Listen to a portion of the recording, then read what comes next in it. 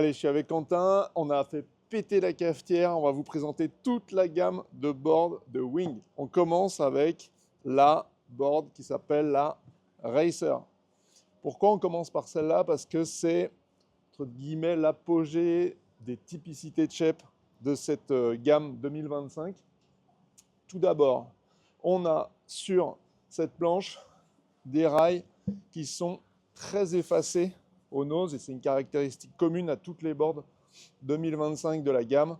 L'objectif, c'est que quand vous venez retoucher l'eau, un peu de travers, ça ne vienne pas mordre et faire des espèces de fautes et vous contraindre.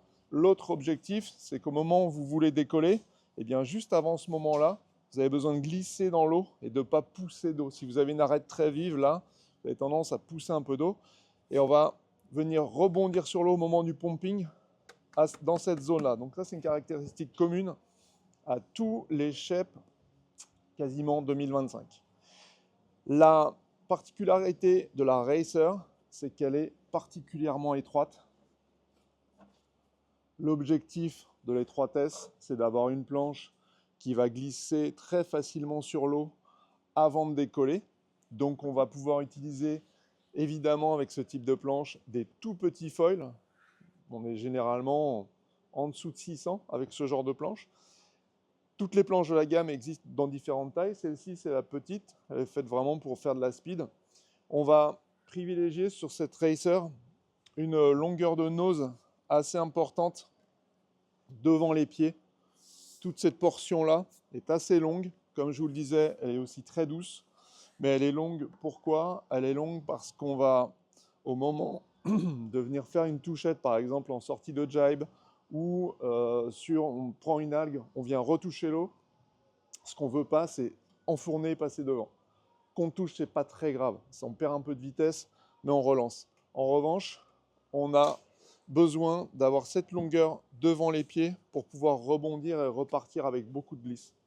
La deuxième particularité de la Racer, c'est que vous avez une arête de rail à l'arrière, et ça c'est commun à toutes les planches 2025, une arête de rail très vive qui permet d'évacuer l'eau très rapidement dans une situation de planning, ce qui n'est pas la même chose que certaines planches de Lightwind, où au contraire on va accompagner l'eau plus longtemps et la faire décoller beaucoup plus tard à l'arrière d'un tail qui va, entre guillemets, aspirer moins d'eau. Là on va en aspirer, mais dès qu'on va décoller, on est libéré, on est en situation de planning.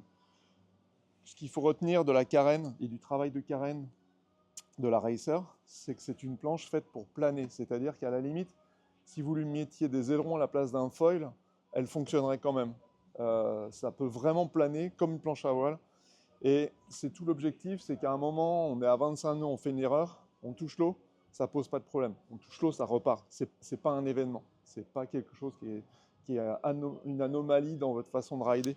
Donc, on a vraiment une carène qui est faite pour naviguer au planning.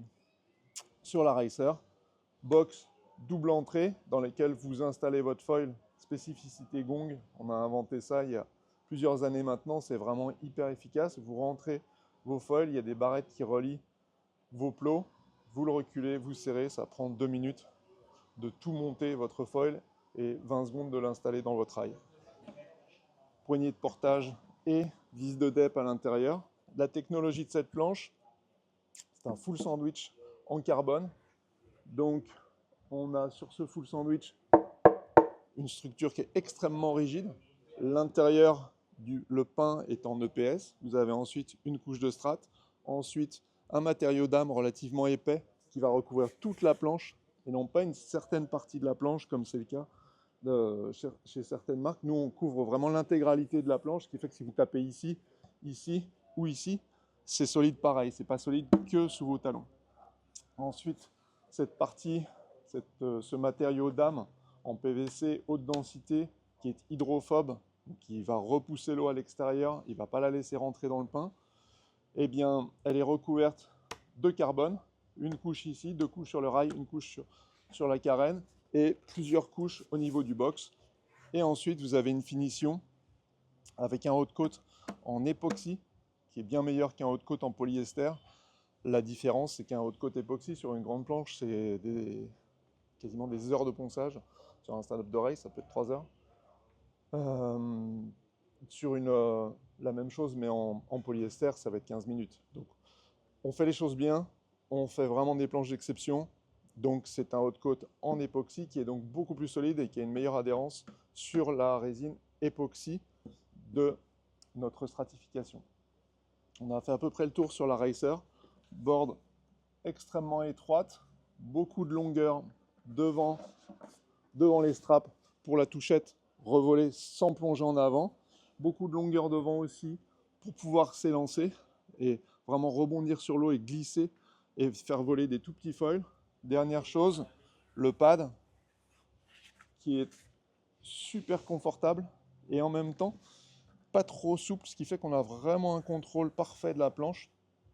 On a une sensation qui est très directe avec le foil et l'atout de ce pad, c'est d'avoir un grip qui est constant mais pas gênant. Les pads avec des forts reliefs, au bout d'un moment, ce qui est le cas sur les planches de race, on finit par avoir une sorte de gêne, les talons qui s'engourdissent, ainsi de suite. Là, parce que c'est pas régulier sous le pied. Là, on a quelque chose qui est très régulier. On bouge un tout petit peu le pied, et pas de problème, on n'a pas de circulation qui se coupe dans les pieds. Ça, c'est commun à beaucoup de planches dans la gamme. Faites toutes sauf une que je vais vous présenter. On a fait le tour de la Racer, on passe à la suivante. Donc ça, c'est vraiment planche de pro.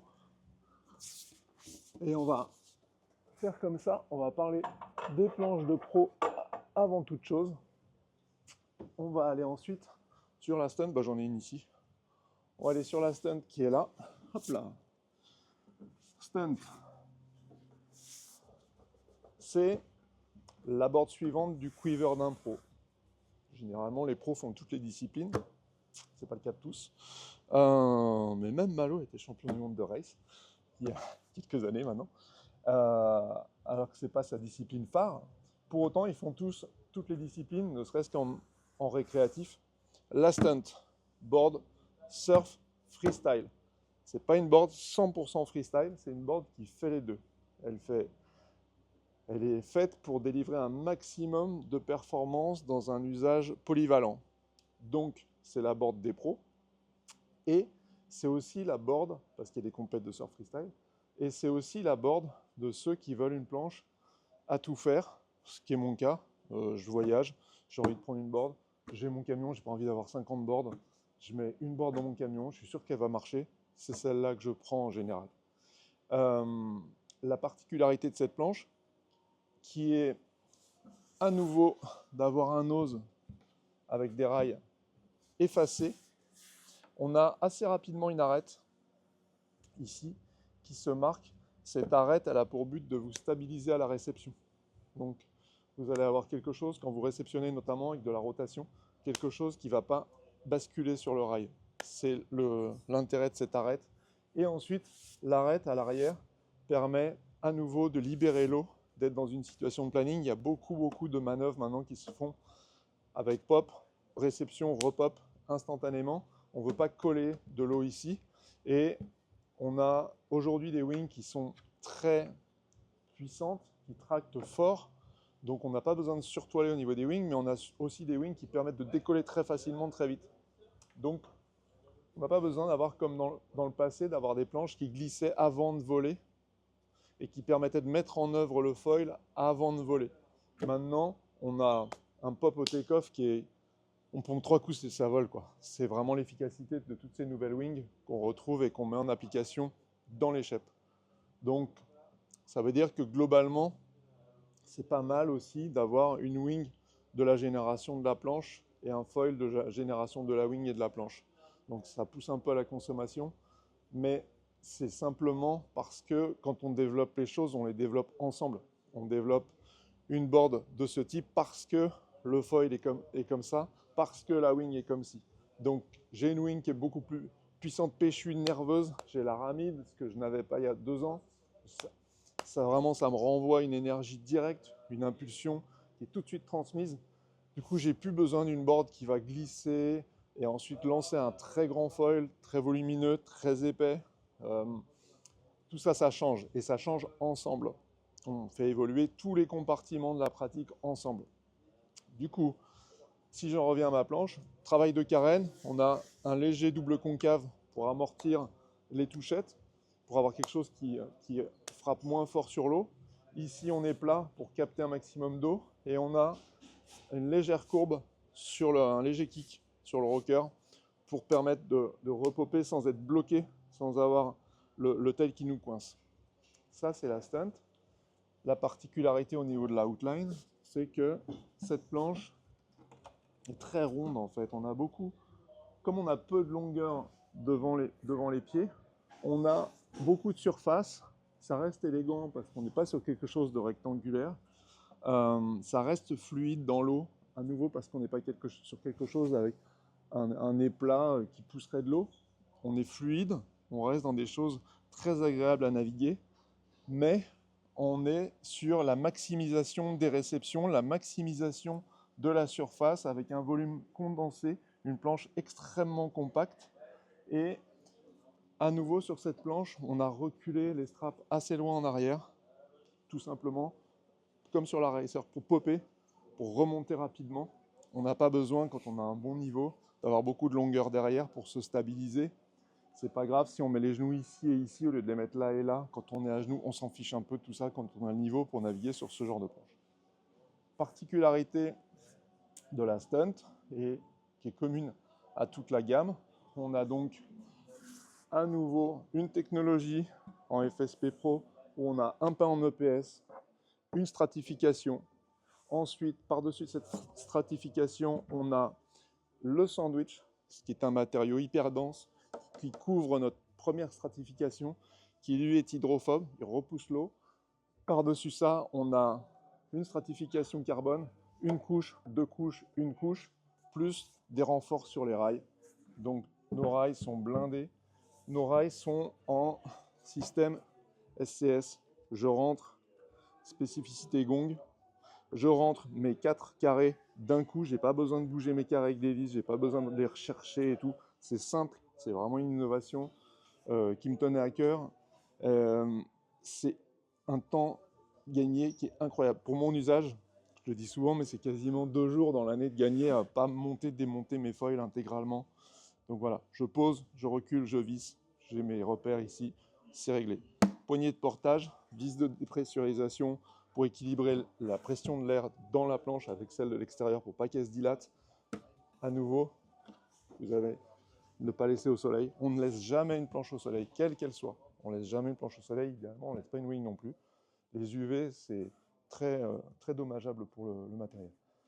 Dernière chose, on a un pad très spécifique sur la stunt.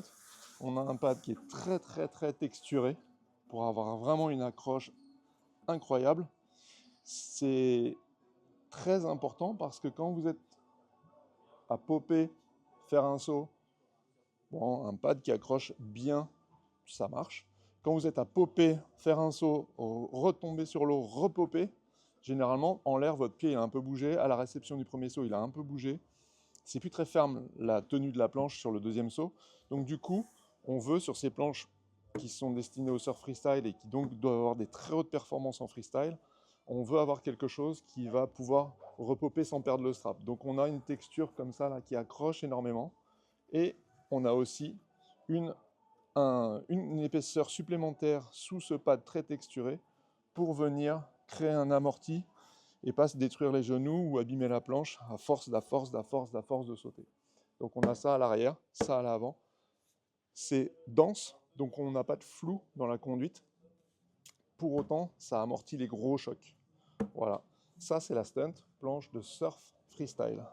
Ensuite, dans la gamme des boards qu'on va appeler pro, on a là, pas faire de bêtises, hop, on a ici la Lethal.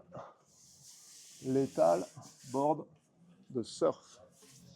La Lethal, c'est un nouveau shape, modèle existant depuis longtemps, mais nouveau shape. À nouveau, planche dédiée au wave riding. Ça ne veut pas dire qu'on ne peut pas faire autre chose avec. Elle est comme les planches dont on vient de parler. Elle a pas mal de longueur devant le pied avant. Elle en a plus que les précédentes. on a 2 à 3 pouces de plus pour le même volume que sur les létales précédentes, des collections précédentes. Toujours pour la même raison, c'est qu'on veut, quand on va décoller, on va avoir de la longueur pour que le nose passe pas sous l'eau à la moindre clapot, à la moindre petite erreur. Et on veut surtout, quand on va venir retoucher l'eau, et c'est là la particularité de cette nouvelle létale, quand on veut retoucher l'eau, on veut que ça marche. C'est une planche de surf. Donc on ne veut pas que ça vienne cabaner en avant, faire un croche-pied, pas être sûr de soi, donc être toujours sur l'arrière, donc le foil repop trop tôt. Vous voyez, on veut être capable, bottom, je monte, je mets un R ou je monte sur la mousse, situation un peu tricky. Ce que je veux, c'est, je ne veux pas me poser de questions. Je veux qu'au moment où je redescends, ça retouche, je m'appuie bien, et on le voit sur les moves par exemple de Malo, il est très sur le pied avant à la redescente, parce qu'il s'en fiche complètement de retoucher l'eau. C'est pas grave s'il retouche l'eau, parce qu'il sait que sa planche, elle va pas faire de faute. Elle va pas faire de faute parce que justement, donc, elle a cette longueur devant le pied avant, elle a pas mal de rocker, on le voit en dessous, elle a pas mal de rocker au nose devant le pied avant, donc quand ça touche, ben c'est pas grave, ça glisse sur l'eau, et puis ça revolera plus tard. Mais au moins, ça fait pas n'importe quoi. Cette longueur-là aide à ça, et c'est le gros changement sur cette planche, et c'est pour ça qu'elles sont un petit peu plus longues que les précédentes. C'est pas pour générer de l'encombrement, c'est pour générer de la sécurité. C'est aussi, on le verra plus tard, pour réduire la largeur. L'autre particularité qui aide sur les fautes, c'est qu'on a des rails totalement effacés sur l'avant. On est hyper doux à l'avant, hyper arrondi. On a quand même une carène plate avec un double concave, on le voit légèrement ici. Il n'est pas très fortement marqué pour ne pas tirer trop d'eau, pas avoir trop d'eau qui colle à la planche. Mais on a à l'avant des rails extrêmement doux, extrêmement glissants. On a ici des rails avec un edge qui est très rentré. Ce edge qui est très rentré nous permet, quand on va mettre beaucoup d'angles avec la planche, ce type d'angle, le rail, vous voyez là, il est parallèle à l'eau. On n'a pas une arête qui va venir mordre dans l'eau ici. Donc on gagne un petit peu de hauteur, un petit peu de tolérance avec ce edge qui est rentré. Et on finit quand même sur un rail à l'arrière qui est parfaitement sharp et qui quitte l'eau. Vous voyez qu'on est très rond sur le pont et on est point sur la carène. On finit point ici. Donc on a une carène qui est plus radicale que le pont. Donc on a du confort au niveau du pied, on a de la place pour mettre son pied. Mais ce qui touche l'eau sur la planche là est très très énervé, très radical. Donc cette carène, c'est une carène planante et elle a quand même comme particularité d'être extrêmement glissante avant de voler. Pourquoi elle est glissante? Parce que là, l'eau ne va pas accrocher sur une arête. Ma planche est étroite, donc elle va bien glisser dans l'eau avant de voler. Pourquoi j'ai fait tout ça? C'est parce qu'en fait, ce que je souhaite sur la létale, c'est que, un, ce soit une planche de surf, et deux, ce soit une board qui permet d'utiliser des toutes petites wings et qu'on ne soit pas obligé de se toiler. Même un 10 mm en plus, un 10 mm en trop. J'ai pas envie de me balader un gros truc derrière. J'ai pas envie d'être à la rue quand je suis avec le boom dans la vague. C'est la tendance qui va s'affirmer dans les prochaines années, pour laquelle on plaide depuis un petit moment, c'est d'avoir une conduite windsurf aussi. Donc j'ai pas envie de me toiler, d'être à la rue, me sentir inconfortable. Donc ma board, elle doit glisser pour me permettre, avant le vol, elle doit glisser avant le vol pour me permettre d'utiliser la plus petite wing possible. Mes wings ont énormément évolué, elles ont beaucoup plus de puissance qu'auparavant. Si je prends une Neutra, elle est à la fois extrêmement fine, extrêmement douce, mais aussi puissante que les précédentes. Donc elle va me permettre de jouer avec cette planche qui glisse très facilement, avec nos nouveaux foils V3 qui glissent et qui montent, au lieu de monter comme ça, ils montent à plat. Un petit résumé de toute la gamme. Mais tout ça, ça a des conséquences et tout est lié. Ces nouveaux shapes sont la résultante des évolutions des wings et des évolutions des foils. Donc, ma létale, je n'ai pas besoin de me surtoiler parce qu'elle glisse super bien, parce que mes wings, pour une petite surface, elles ont quand même du jus. Elles se plient pas dans tous les sens, elles se déforment pas. Non, elles sont là, elles sont présentes sur tous les aramides. On a un truc qui est très très très présent, très vif dans les mains, très léger. Donc du coup, il faut que j'ai une board qui soit dans ce rythme-là. C'est le cas avec la létale, avec son évolution. Là, j'ai une planche qui a beaucoup de glisse en surf. Si je retouche l'eau, réception de air, je me fais un peu embarquer, j'ai la mousse qui me poursuit, je touche l'eau. Il vaut mieux toucher l'eau que monter, sortir le foil, passer en avant, et alors là, c'est parti. La blague, elle est beaucoup moins drôle. Donc cette planche-là, elle est faite pour vous sécuriser en surf. La particularité aussi de cette planche, en termes de programme, c'est que c'est un peu une racer. C'est-à-dire que j'ai fait la racer à partir de la létale. Donc, si on voit la racer là, qui est là, et que je mets la létale à côté, l'affiliation, si tu veux bien filmer, Quentin, l'affiliation, elle est assez évidente. Bonjour, Quentin. L'affiliation est assez évidente. Ouais, j'ai 2 Quentin. Enfin, en fait, j'en ai même 3. C'est un prénom assez connu, Quentin, maintenant. Hein, quand même.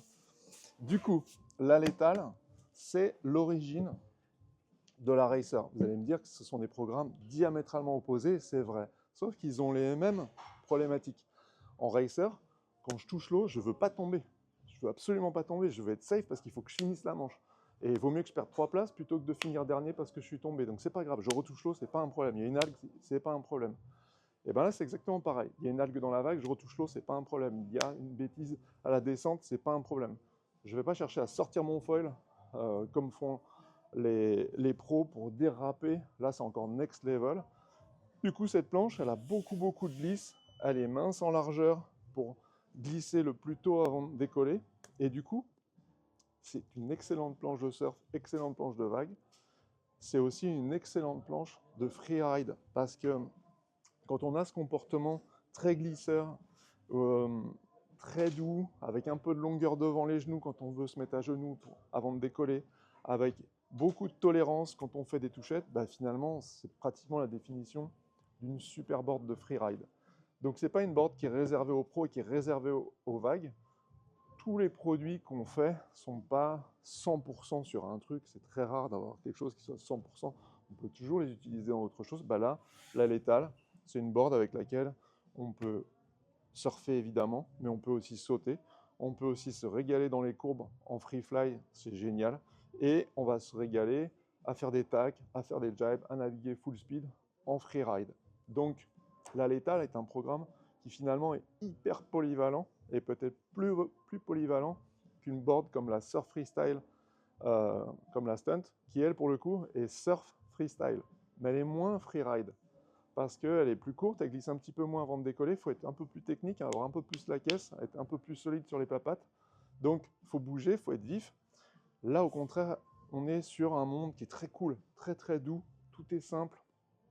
Ça c'est la létale.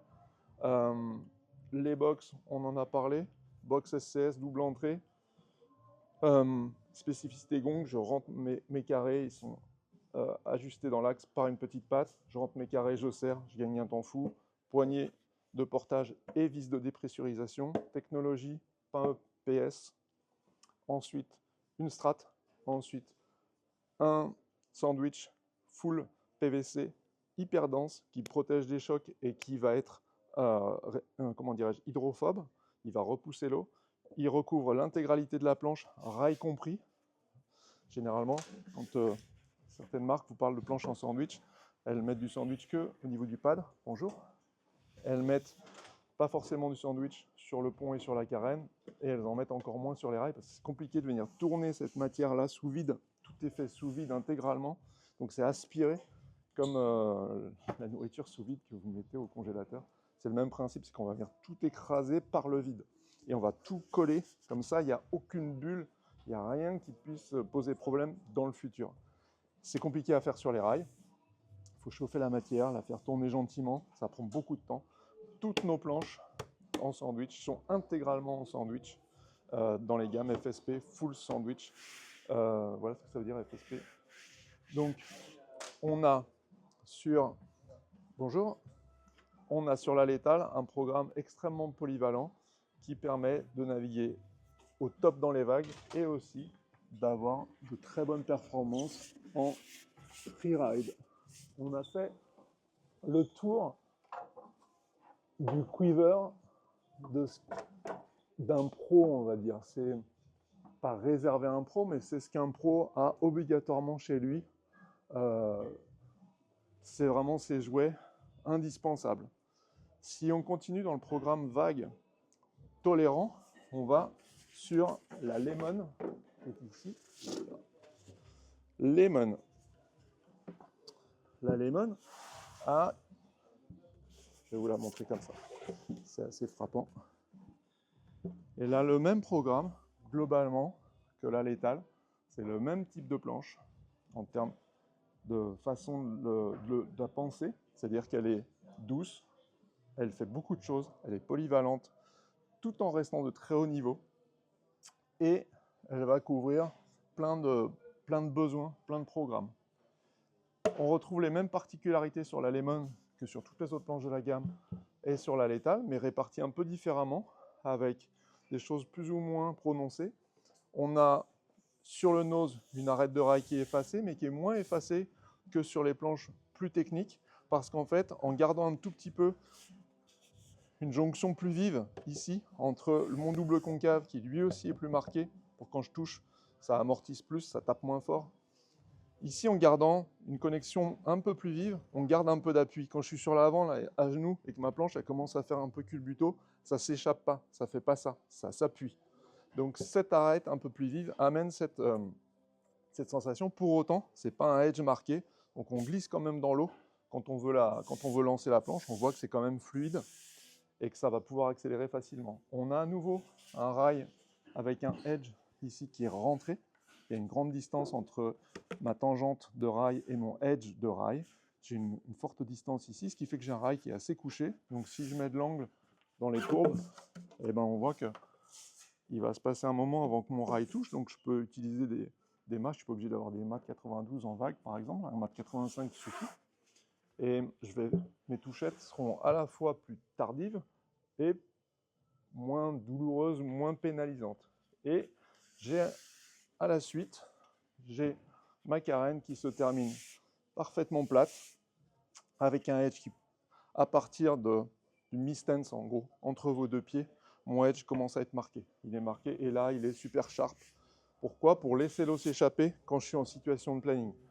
Mon eau, avant de voler, elle glisse facilement. Dès que je vole, elle s'échappe facilement. Ce que je veux, c'est quand je viens retoucher toutes ces planches 2025, quand je viens retoucher l'eau, ce sont des planches qui n'occasionnent pas de problème. Bonne journée. C'est du live, ces vidéos, quasiment. Hein. On coupe rien. La carène, si elle touche l'eau, c'est pas un souci. C'est pas gênant. C'est pas grave. On n'a aucun problème à venir retoucher l'eau. Du coup, cette planche a un comportement qui est quasiment celui d'une planche de windsurf quand vous retouchez l'eau. On s'en fiche, c'est pas un problème, ça glisse. Si vous voulez rester sur l'eau pendant 50 mètres, c'est pas un problème. Donc du coup, il n'y a pas cet impératif de si je touche l'eau, il faut que je commence tout à zéro, ça va ralentir un coup sec, je vais être obligé de repomper. Non, là, c'est pas du tout le cas. Donc ça, c'est commun à toutes les planches 2025 et c'est notamment grâce à ce tail qui est sharp et avec un edge qui lui aussi est sharp. Sur la Lemon, on retrouve des caractéristiques de la Létale, c'est-à-dire que c'est une planche qui est très douce, mais on vient ajouter de la largeur, et si vous regardez bien, ma planche, elle penche un peu, on vient ajouter de la largeur, et notamment, on ajoute beaucoup de largeur devant le pied avant, mais juste devant le pied avant, vous voyez, mon pied avant est là, enfin, il est ici, hop, là, on conserve de la largeur. Sur la Létale, je rentre ici, et je tire comme ça très droit jusqu'à mon nose. Donc, cette petite surface en plus, ici, là, c'est celle qui va m'assurer de ne pas faire de bêtises dans des situations inconfortables. Typiquement à genoux, évidemment. Typiquement sous-toilé sur la planche debout, la planche un peu de clapot comme ça arrive souvent, le vent est tombé, il faut rentrer. Et malheureusement, on ne va pas rentrer en vol parce qu'on a fait une petite erreur ou parce qu'on s'est fait surprendre. Cette largeur ici, elle amène énormément de confort et elle va aussi permettre, quand on veut pomper, de venir frapper l'eau avec plus de surface et avoir un rebond plus important. On va frapper, on peut vraiment appuyer devant sans prendre le risque de basculer, d'avoir la planche qui bascule sous l'eau et qui repart en arrière, qui rebascule. Donc, tous les shapes sont un compromis, tous les produits sont un compromis. Là, le compromis est orienté vers de la simplicité dans un programme vague qui permet le freeride. Donc, la particularité, c'est d'avoir un petit peu de largeur au nose, un peu de largeur au maître beau. Le maître beau, sur cette planche, est très avancé. On a un maître beau qui est vraiment par ici, au niveau du talon du pied avant. À nouveau, pour donner beaucoup d'appui. Quand on est en train d'attendre pour voler, on a les deux pieds ici. Et bien là, j'ai toute ma largeur, j'ai tout mon volume qui se situe au niveau de mes pieds. Je suis confort. En revanche, je n'ai pas envie d'aller faire des touchettes toutes les 2 minutes. Donc, comme je ne veux pas faire de touchettes, ce que j'ai fait, c'est que j'ai pincé mon tail. Et vous regarderez, il est beaucoup plus pincé que sur une planche 2024 et a fortiori qu'une 2023. Ici, sur une 2023, je suis là. Hein. Sur une 2024, je suis là. Et 2025, je suis ici. Vous allez me dire 2026, je suis là. Peut-être. C'est en cours. On y réfléchit. Pour l'instant, sur la 2025, on est très pincé ici, avec un winger qui permet à nouveau de réduire la largeur au niveau du pied arrière. Donc quand je vais venir mettre de l'angle, quand je vais vouloir libérer ma planche au moment de décoller, quand je vais faire un pop et un ripop derrière, eh bien, cette surface sera moins importante derrière mon pied arrière. Le milieu de mon pied arrière est ici. Donc j'aurai moins de surface derrière, je vais faire moins d'erreurs. Mon tail va se libérer plus facilement. Ça, c'est la grosse particularité de la Lemon. Et pour autant, elle aime bien glisser. Et pour autant, on garde un tail très sharp. Et ce winger m'a permis aussi, dans le winger, je bascule d'une facette qui est comme ça à une facette beaucoup plus verticale. Donc là, je viens récupérer du sharp. Donc je récupère de la glisse au planning. Je libère l'eau plus rapidement. Je retrouve ma technologie en FSP Pro. Donc sandwich sur une base full sandwich, sur une base EPS, avec une strate par-dessus, mon matériau d'âme de sandwich au-dessus de ma première strate, ma stratification full carbone sur ma planche, une couche sur le pont, une couche sur la carène, 2 couches sur les rails, plusieurs couches de renfort au niveau du box ici. Le box double entrée, je rentre mon foil, je le recule, je visse, terminé. Exclusivité Gong, j'ai inventé ça il y a quelques années. Poignée de portage, vis de dep pour équilibrer la pression entre l'intérieur de ma planche et l'extérieur. On ne laisse pas les planches au soleil, je le redis. Elles sont claires, pas très grave, mais on ne fait pas ça. C'est une question de principe. Et enfin, on a un pad ultra confort avec une sensation très directe sur la planche. On n'a pas de gros reliefs qui viennent fatiguer le pied. On a des repères ici visuels, on sait où est notre pied. D'un coup d'œil, clac, je sais que mon pied est par là. On a des stries dans les deux sens. On a des grosses stries comme ça, mais qui ne sont pas en relief. C'est du décaissé. Donc on n'a pas de gêne au niveau du pied, mais on a de l'accroche. Et on a des stries dans ce sens-là qui permettent au pied vraiment de se cramponner sur la planche. C'est très vrai pour le pied arrière, quand on veut sauter notamment. C'est confort, on le voit, c'est bimatière, bidensité sur notre pad. Donc on a quelque chose qui est super confort, super efficace. Ça, c'est la Lemon. Programme, je le redis, c'est vraiment vague comme la létale, en beaucoup plus facile, notamment dans toutes les phases de transition, les phases à genoux, les phases où c'est un peu compliqué. L'effet culbuto est bien moindre. Donc on va glisser un tout petit peu moins bien dans l'eau que sur une létale. Par contre, on va être très sécurisé au niveau de son équilibre sur la planche à l'arrêt, que ce soit à genoux ou debout. Et puis, programme de la Lemon, ça va aussi vraiment vers le freeride parce que ces qualités sont des qualités d'approche très simples. Ce n'est pas une planche compliquée. On reste là dans le domaine des planches compactes. Donc ce sont des planches trapues qui condensent les sensations. Mais ces planches-là ne sont pas forcément des planches difficiles. Une stunt est plus difficile qu'une Lemon, une létale est plus difficile qu'une Lemon. La Lemon est relativement facile. C'est une planche qui est assez simple à naviguer, qui couvre énormément de besoins, donc du freeride avec un niveau moyen. On sort de la phase de débutant, on a quand même un peu d'expérience, on sait pomper correctement. La Lemon, go, c'est parti, parce que ça marche très bien. Il faut juste avoir comme visée, j'ai envie de surfer un jour, j'ai envie de faire du free fly, voilà. pour aller vraiment vers son programme à elle, qui est le wave riding facile, dans des conditions compliquées. Ça rend la navigation beaucoup moins physique. C'est aussi un des éléments très importants, c'est le rythme physique qu'impose une planche. Une létale impose un rythme physique, une stunt impose un rythme physique, une racer impose un gros rythme physique. Une lemon, c'est cool. Vous ne faites pas du cardio 47 fois par semaine, c'est pas grave, on s'en fiche complètement. Monter sur la lemon, ça marche. Donc, pas besoin d'être super affûté pour monter sur une lemon. C'est la board qui va vous donner tous les trucs cool du wave riding et du freeride sans être exigeante. On passe à la Mint. Bonjour. La Mint, je vais prendre celle-ci par exemple. La Mint. Qu'est-ce que c'est que la Mint? La Mint, son programme, hop là, c'est freeride. Freeride et freeride et freefly.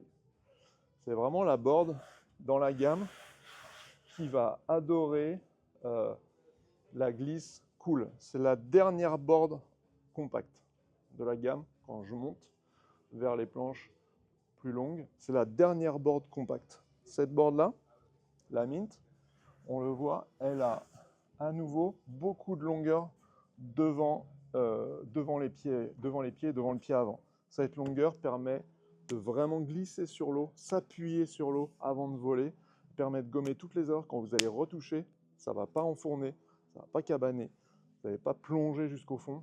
Non, vous allez revoler immédiatement parce que vous avez tout ça comme volume de sécurité pour pouvoir glisser proprement, tranquille. Vous retouchez après un jibe, c'est pas grave. Vous touchez après un tac, c'est pas grave. La planche, elle va pas tout de suite passer en avant. Ce qui peut être un truc assez insupportable, notamment quand on a envie de progresser, on essaye beaucoup de choses. Du coup, on tombe souvent. Il n'y a que ceux qui tombent qui progressent.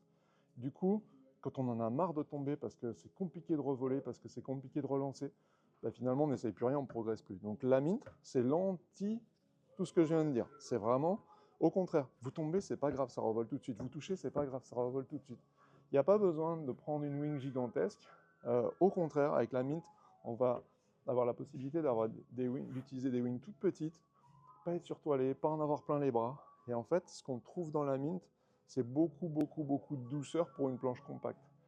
On a de la douceur qui permet de naviguer strapless. On n'est pas obligé de mettre les straps sur ce genre de planche, alors que sur les autres, c'est quand même beaucoup plus performant. Les lemon, un peu, les létales, beaucoup, les stunts obligatoires, les racers obligatoires, d'avoir les straps. Si on n'a pas les straps, bah on perd 90% des performances d'une racer, on perd 80% des performances d'une létale. Sur la Mint, c'est absolument pas gênant de naviguer strapless, elle est faite pour ça. Elle est aussi faite pour naviguer avec des wings, comme je le disais, de petite surface par rapport au vent.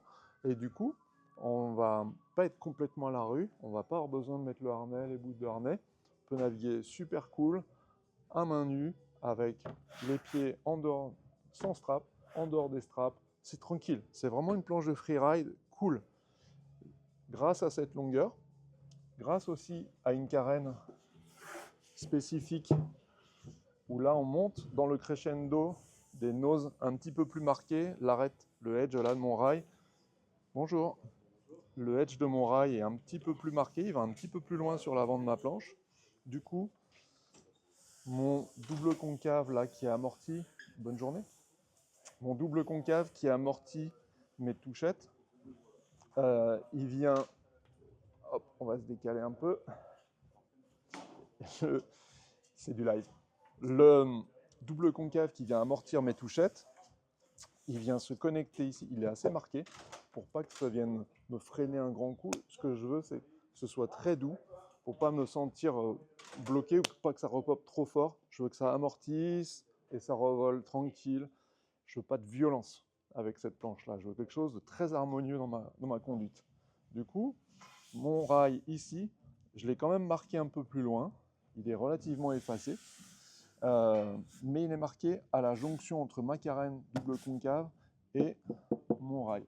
Mon rail est à nouveau assez rentré, mais un petit peu moins que sur les planches de vague, pourquoi j'ai cette arête marquée plus loin, pourquoi j'ai mon rail qui va un peu plus loin par rapport à ma tangente de rail sur l'outline, au mètre beau par exemple, ou à l'arrière. Parce qu'en fait, je veux avoir un maximum de surface utile au moment où je suis sur l'eau. Je veux un maximum de contact avec l'eau, je veux me poser sur l'eau, et je veux pas que ça bouge dans tous les sens, je veux pas que ça s'échappe, je veux pas que ça dérape. Je veux être safe, sain, clean, être vraiment posé proprement sur ma planche.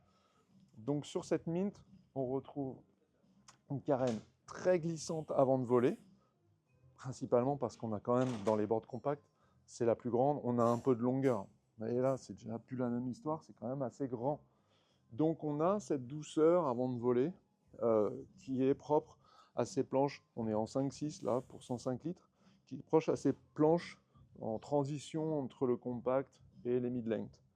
La carène est donc capable de glisser avant de voler, et ensuite dès qu'on vole, c'est une carène entre guillemets planche à voile. C'est-à-dire que j'ai un edge qui est sharp à l'arrière, à partir du milieu de mon stance, là j'ai un edge qui commence à être bien dur, et du coup qui laisse partir l'eau nettement. On ne veut pas que l'eau enrobe le rail indéfiniment et retarde la planche dans son planning. On veut que, au contraire, on veut quitter l'eau et s'en libérer le plus vite possible. J'ai rencontré de l'eau par là, je la ressors par là le plus vite possible. J'ai sur cette planche un outline qui est très rassurant, très cool, très fluide. Il a beaucoup de qualité. On a, si je te la mets à la verticale, ce sera peut-être plus simple pour la voir. On a ici, du coup, une planche qui est très ronde, très douce dans ses formes et qui n'a aucune brutalité. On n'a pas un nose carré qui vient bourrer de l'eau, là, qui vient pousser dans l'eau, qui fait certes un petit peu de surface pour s'appuyer, mais qui est très brutal finalement dans son maniement. On a au contraire quelque chose qui est très doux, très harmonieux, très surf. Vous le savez, je suis shepherd de surf depuis que je suis tout petit. J'ai encore retrouvé des trucs récemment que j'avais même oublié. Ça, même à 10 ans, j'étais dedans. Donc ça, c'est très inspiré du surf et de la glisse propre au surf, qui est une glisse avec peu d'énergie. En fait, finalement, dans le surf, on a peu d'énergie à disposition. On n'a pas un moteur qui est une voile sous forme de wing, de kite ou de voile de planche à voile. Donc on a quelque chose où on a besoin de glisser, entre guillemets, naturellement. Et ça, c'est propre au surf. Cette glisse, moi, j'essaye de l'injecter systématiquement dans le monde de la wing, dans le monde du kite, à injecter tout cet ADN, toutes ces racines surf que moi j'ai en tête. Donc on a un outline qui est très glissant, très simple à mettre en action, à faire accélérer. Pas de brutalité, une planche qui n'est pas brusque. On a sur notre Mint une technologie en FSP Pro ou en FSP 2X comme c'est le cas ici. C'était le cas aussi sur la Lemon. Ils sont disponibles dans 2 différentes technologies. Dans tous les cas, c'est du full sandwich. Vous avez un pain en EPS, une stratification. Ensuite, vous avez un matériau d'âme en sandwich qui est plaqué sous vide, qui est tourné sur l'intégralité de la planche. Donc on a encore une fois pas simplement un sandwich au niveau de la zone d'impact des talons. Beaucoup de marques mettent un sandwich uniquement ici et appellent ces planches-là des planches sandwich, alors qu'elles n'en mettent que sous le pad. D'autres en mettent dessus, mais pas sur les rails. Nous, on en met partout, intégralement. C'est beaucoup plus compliqué à faire, c'est beaucoup d'heures de travail, c'est un travail manuel. Il faut tout mettre sous vide, il faut tourner bien ce matériau de sandwich qui est très rigide, très dense, qui est hydrophobe, qui protège énormément des chocs. C'est la densité d'un bois léger en termes de solidité. Donc on voit bien que entre un bois léger et un polystyrène, si je tape dedans, ça ne fait pas pareil du tout. Toutes nos planches sont faites comme ça. Pour autant, elles sont très légères parce que notre âme à l'intérieur est très légère. Et ensuite, on vient recouvrir ce sandwich d'une couche de carbone dessus, une couche de carbone dessous, 2 couches sur les rails et des renforts au niveau des box. Les box sont en double entrée, particularité Gong, système que j'ai inventé il y a quelques années. Je rentre mes carrés, je recule, je serre, terminé. Voilà, c'est le système SCS, c'est magique, on gagne un temps fou, c'est simple, on ne perd pas les vis, on ne perd pas les carrés, on ne démonte rien, juste on serre, on dessert, terminé. Il n'y a pas besoin de serrer fort en plus. C'est pas la peine de serrer comme un bourrin ces vis-là, c'est inutile. Le box, il est en appui sur la planche, il ne viendra pas déraper. Donc on serre un petit peu et ça suffit. poignée de portage avec vis de dépressurisation pour équilibrer l'air qui est dans la planche avec l'air qui est à l'extérieur. Ne laissez jamais vos planches au soleil, jamais, quelle qu'elle soit, quelque marque que ce soit, jamais on laisse une planche au soleil. Et enfin, on a le pad propre aux planches 2025 avec ce relief qui est très très très agréable, qui n'est pas fatigant pour le pied. On n'a pas plein de gros reliefs sous les pieds qui coupent la circulation, qui donnent un peu des fourmis dans les pieds quand on fait des longs bords. Et là, c'est la particularité de la Mint, c'est qu'on va vouloir faire des longs bords, on va vouloir se balader longtemps. Ça doit être confortable, ça doit être très simple à utiliser, ça doit être très doux. Donc, on a de la largeur au niveau des genoux quand on est là, sur toute la zone de pad, on a beaucoup de largeur. Les accessoires sont assez avancés quand même sur la planche, donc on est bien au centre du volume. C'est facile à utiliser. Eh bien, il faut un pad qui soit dans ce tempo, avec quelque chose qui soit très, très doux, pour autant qu'il accroche. Donc l'accroche, elle est faite en négatif. On vient creuser dans le pad des rainures, dans cet axe-là, des rainures importantes, dans cet axe-là, des micro-rainures. Très jolies. On a des repères ici quand on navigue strapless, c'est important. On sait que les pieds doivent être devant, derrière, ça se voit tout de suite. On a tout de suite le repère, hop, un coup d'œil, tac, on sait où on a les pieds. C'est pas compliqué. Donc, la Mint, si je résume son programme, c'est vraiment la planche freeride. C'est la planche freeride, c'est la planche freeride et c'est la planche freefly. On a quelque chose qui est hyper doux. Bonjour, ça va Tess? Je t'en prie. On a la planche qui est la plus douce à naviguer sans complexité. Il y a des planches très douces à naviguer qui vont être un peu plus techniques, on va en parler après. Mais là, c'est très très doux, c'est très cool. Il y a du clapot dans tous les sens, c'est pas grave, c'est pas un souci. Ça va rester, c'est posé sur l'eau. Je vous ai dit, les arêtes sont relativement plus marquées que sur les autres planches. On monte en sécurité de sensation, en fermeté des sensations. Quand on est posé sur l'eau, on est posé sur l'eau. C'est pas un truc qui va se dérober, qui va se balader, qui va sortir d'un bout ou de l'autre. Bonjour. Donc là, on a une planche qui est extrêmement douce à naviguer, extrêmement simple et c'est super agréable en freeride parce que, eh bien, on peut naviguer longtemps dans un grand confort. On ne va pas se fatiguer quand on tombe, donc on va essayer plein de nouveaux trucs parce qu'on sait que ça ne va pas être compliqué de s'y remettre. On sait que ça ne va pas être compliqué de revoler. On sait qu'on n'est pas obligé non plus d'avoir une grande wing. On n'est pas obligé d'avoir un harnais pour tenir cette grande wing. Tout est facile. C'est hyper simple et c'est le principe de la Mint. C'est la dernière board compacte, la plus grande de la gamme et qui apporte beaucoup de confort, beaucoup de simplicité dans la navigation. Je passe à la suivante. C'est laquelle, Quentin, suivante? La Point, tu crois? Ouais, je vais être taquin, je vais passer à la Diamond. Diamond, juste pour contredire, pour le plaisir. Diamond, là c'est une petite taille. J'aurais peut-être dû prendre une taille un petit peu plus grande. Je vais sortir la taille au-dessus. Vous voyez, ça existe en minuscule. Énervé, free fly, surf. Le principe de la Diamond, c'est que je vais avoir, avec cette planche,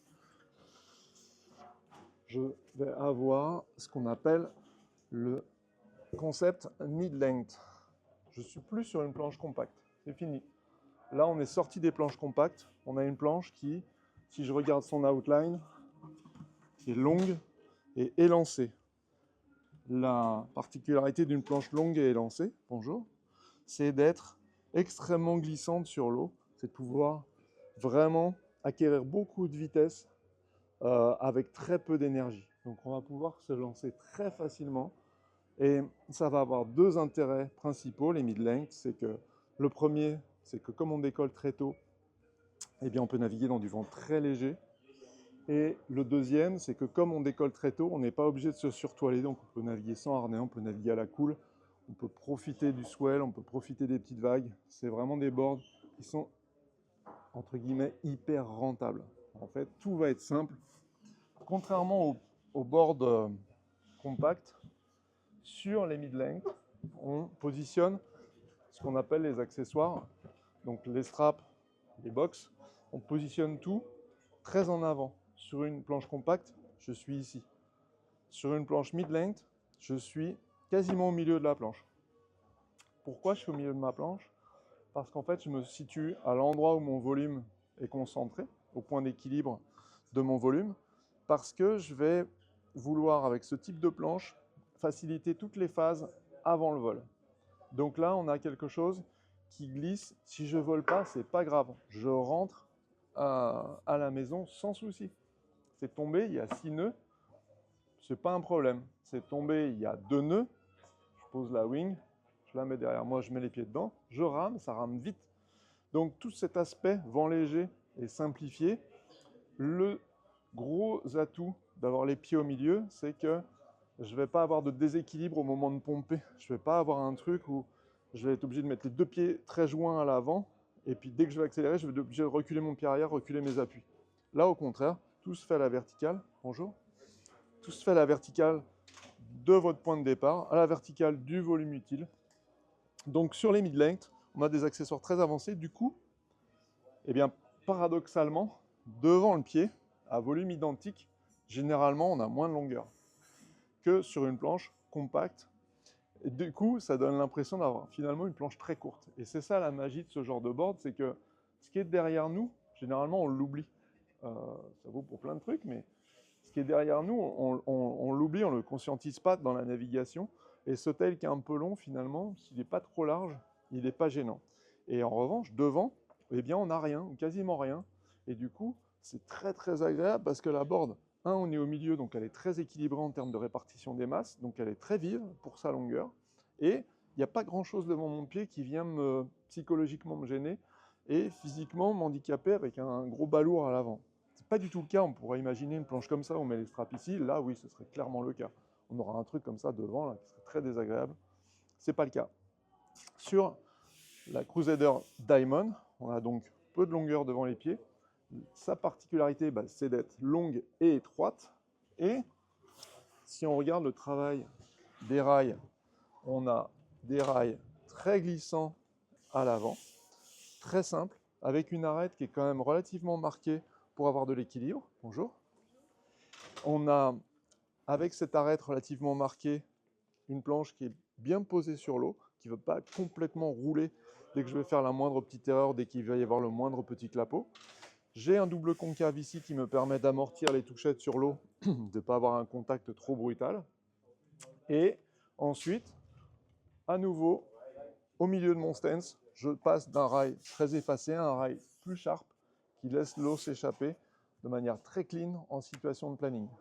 Donc, cette planche, si je viens toucher l'eau à pleine vitesse, se comporte comme une planche à voile. C'est pas grave, c'est pas gênant, je vais pas tomber, j'ai pas une grosse aspiration d'eau ici, j'ai pas un gros vide qui se crée par une carène toute ronde.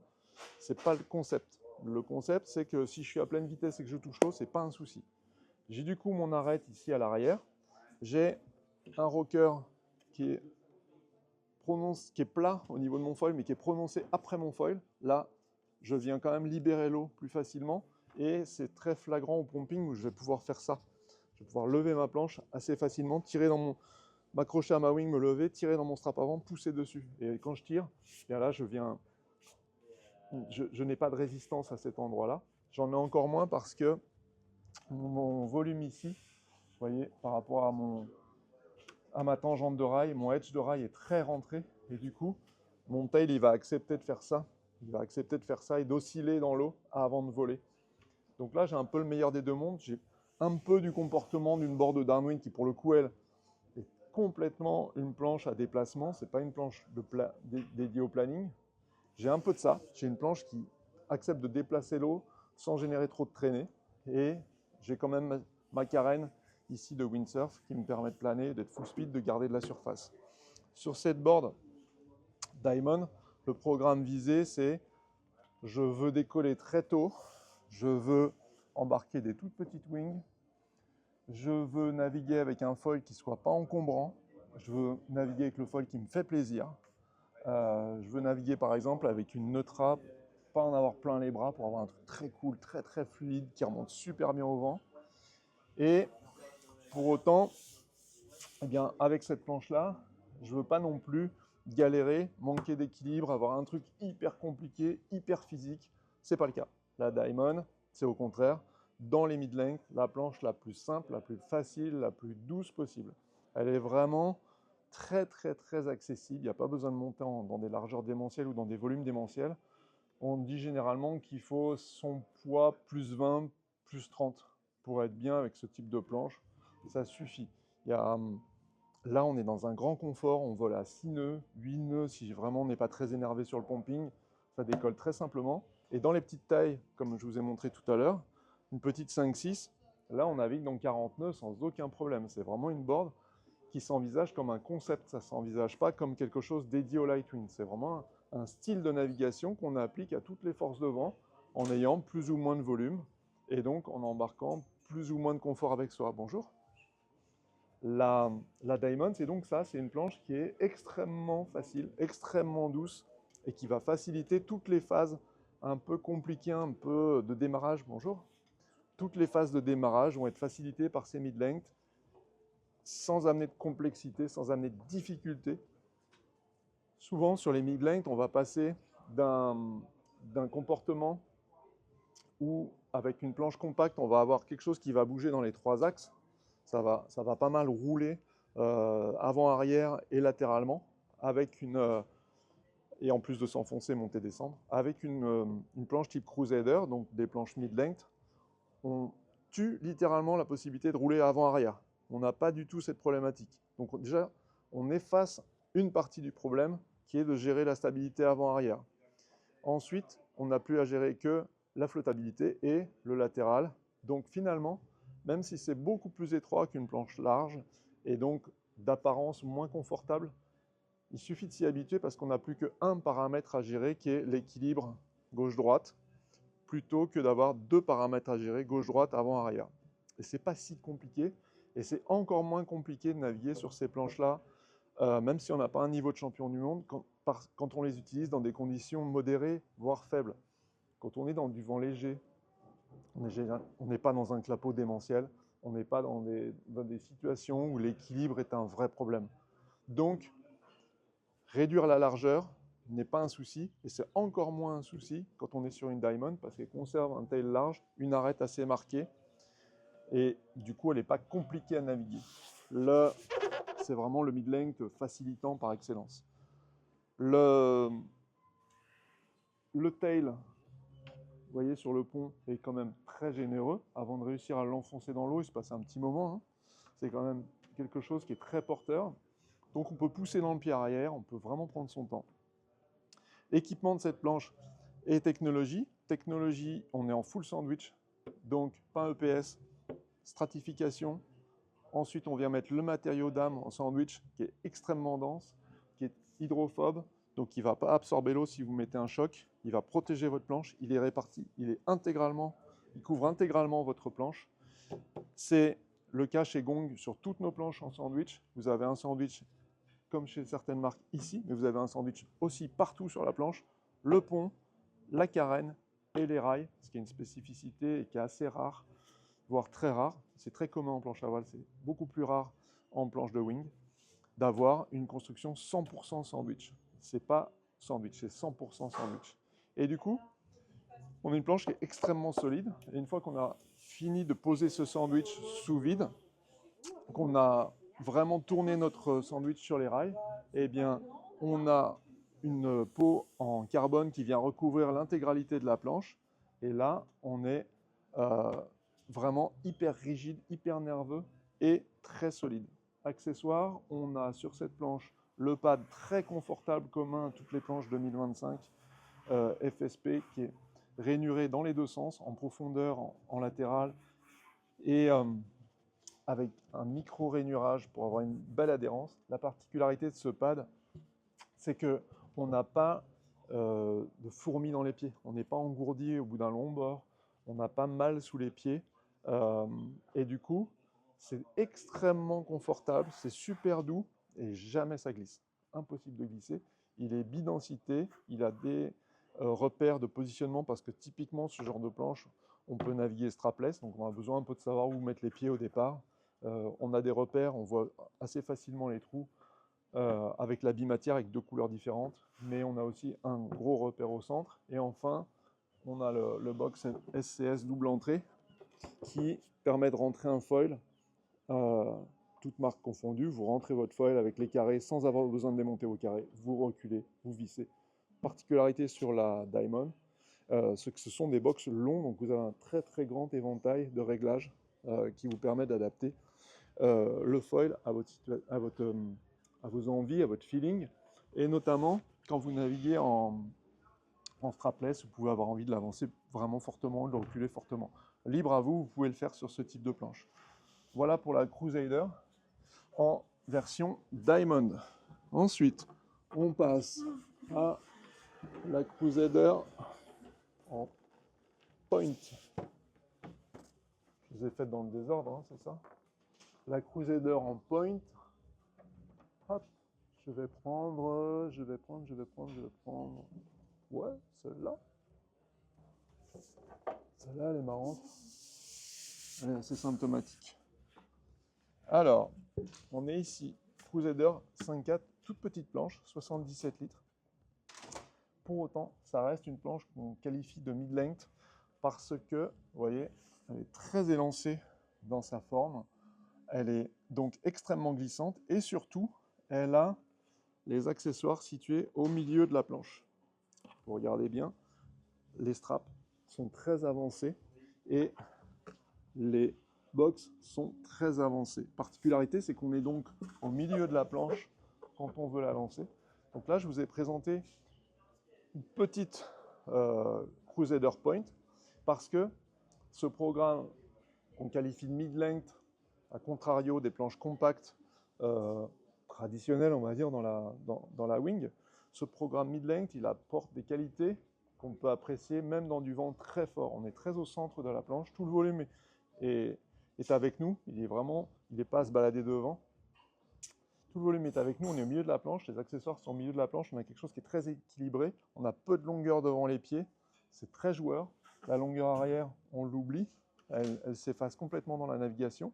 Et du coup, avec ce type de planche dans ces longueurs-là, eh bien, bonjour, j'ai un comportement qui est efficace aussi dans 40 nœuds.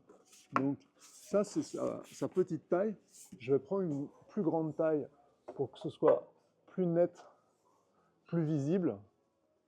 Si je prends cette taille-là, par exemple, hop, là, si je prends une 5-10, j'ai là une planche qui est, hop, j'attrape la poignée, qui est vraiment dans le programme mid-length. Donc là, on a du volume. On a une planche sur laquelle, à nouveau, on a les accessoires très centrés dans la planche. On est très avancé sur le volume. On a tout au cœur de la planche, tout au milieu. Il n'y a pas d'excentricité, entre guillemets. Donc, cette Crusader vous permet d'avoir un équilibre très balancé, très naturel. On pompe très facilement, on tourne très facilement, c'est très doux, mais ce n'est pas radical comme une planche compacte. On n'a pas cet effet surénervé d'une board méchante avec laquelle on va vraiment taper dans le clapot, on va vouloir frapper fort, on va frapper le lip. Ce n'est pas le concept. Là, le concept, c'est une navigation super cool, super posée, très efficace. On a énormément de rendement, donc on n'a pas besoin d'avoir une grande wing, on n'a pas besoin d'avoir un grand foil. On prend la wing qu'on veut, le foil qu'on veut, on se met dans une situation avec une grande douceur. Et pourquoi elle permet ça? Je viens de vous expliquer que les accessoires sont très centrés, qu'on est très au milieu de la planche, mais on a aussi des rails extrêmement doux à l'avant. Là, c'est vraiment une ogive, c'est très très doux, très effacé. Le double concave est quasiment absent pour maximiser le rendement de la carène au nose. Et ces rails très doux, très effacés permettent vraiment de glisser dans l'eau avant de voler.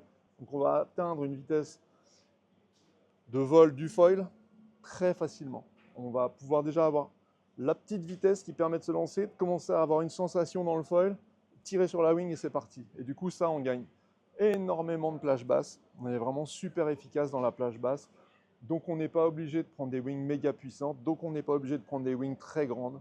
Donc on peut, là, ce qui marche parfaitement avec ce type de planche, c'est une Neutra qui est très douce, qui garde du power parce qu'en aramide ou les nouvelles d'Acron sont quand même très péchues, mais elles sont très douces. Elles s'effacent au moment où vous n'avez plus besoin d'avoir de la puissance. Elles vous permettent de naviguer sans harnais si vous le souhaitez. Ces planches sont des planches qui se naviguent aussi beaucoup strapless. Strapless, pas de harnais, tout ça, ça marche vachement bien ensemble. Sur la Crusader, j'ai donc mon rail qui est très effacé à l'avant. Il est plus marqué à partir du milieu de mon stance. Il est plus marqué jusqu'au tail. Au tail, c'est vraiment une carène type planche à voile, planante. L'eau s'échappe super facilement de ma board. Je retrouve, on le voit bien là avec l'accessoire de présentation, je retrouve un tail rocker assez important. Là, j'ai un kick tail qui est conséquent pour pouvoir libérer la planche au pumping et puis pas avoir des touchettes quand je viens prendre de l'angle dans les virages. Donc, la particularité de la Crusader Point, c'est d'avoir cette arrière qui est très très point, vraiment 100% pointu, et du coup, qui est très glissant dans l'eau et très peu encombrant. Vous voyez bien que là, si je mets de l'angle dans une courbe, avant que mon tail là, il vienne toucher l'eau, il va se passer un moment. Donc mon tail n'est jamais gênant alors que j'ai une très grande planche. Donc il est moins stable que celui d'une Diamond. Il est beaucoup plus glissant et beaucoup plus libéré que celui d'une Diamond. Donc j'ai du coup quelque chose qui est hyper efficace, hyper effacé. Je ne sens pas ma planche, j'ai pas besoin d'avoir, j'ai pas la sensation d'avoir un gros truc sous les pinces. C'est très effacé, c'est très doux et on approche vraiment là de la board de downwind en termes de feeling. Je commence à avoir un peu de longueur, c'est très doux, c'est très progressif. Mais si je retouche l'eau, c'est pas grave, ma board elle repop, elle glisse tranquille sur l'eau si j'ai envie qu'elle glisse tranquille sur l'eau. Hyper simple. La Crusader, c'est deux usages principaux.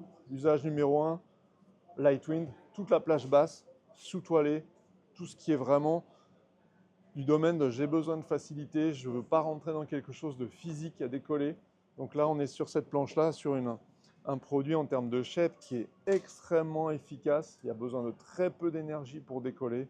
Ça glisse sur l'eau, ça lance le foil, ça met de l'air dans la wing. On pompe 3 coups, ça vole. C'est le gros intérêt de la Point. C'est cette approche très, très, très rentable et douce de la navigation avec peu d'énergie. L'autre intérêt, c'est d'avoir une planche qui du coup vous a permis d'embarquer un petit foil, une petite wing, donc d'être très maniable, d'avoir quelque chose qui est très minimaliste dans les mains, sous les pieds, et d'avoir quand même ce confort d'une planche qui glisse sans avoir d'encombrement, puisque mon nose est très point, donc très effacé, très discret, et mon tail est lui aussi très point, très absent, très peu présent en termes de sensation, de vision. Je le sens vraiment très très discret derrière moi. Et du coup, j'ai quelque chose qui est très facile à faire bouger. Et bouger comme ça, vous savez que c'est réduire les rayons de courbe quand je mets de l'angle. Parce que c'est bouger comme ça. Et donc, avec la Point, je peux avoir une conduite très radicale, notamment le volume que je vous présentais tout à l'heure. En 5/4, je peux avoir une conduite finalement très radicale. Mais pas radicale dans le sens, je mets des R3-6 et des backflips dans la vague. Radicale dans le sens, je mets des turns et je serre mes courbes parce que j'ai pu décoller un foil en 600 alors que d'habitude je suis en 800.